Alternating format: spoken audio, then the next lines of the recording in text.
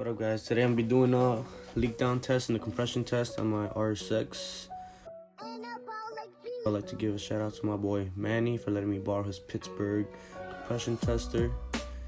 And then I went to Harbor Freight and bought this cheap leak down tester. So first I'm gonna start off with this compression test.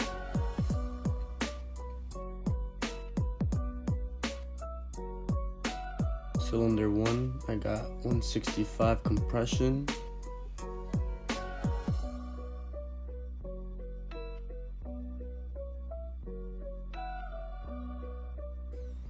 Cylinder number 2, I got 165.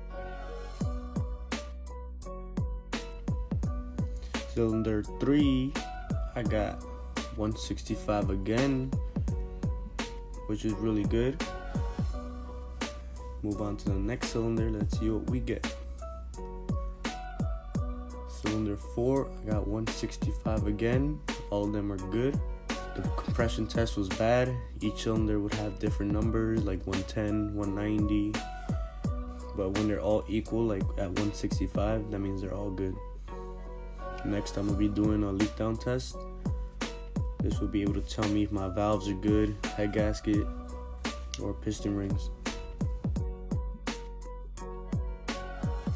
First, you're gonna want to set the cylinder that you're working on to top to the center on the compression stroke. Connect the air hose to the device.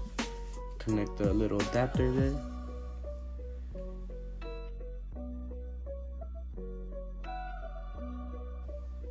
Then you want to open it up, let air get in there, all the way to 100 psi.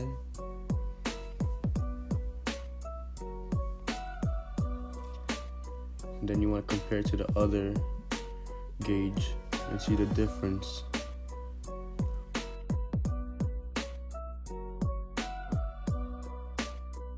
So on the other gauge I got 94.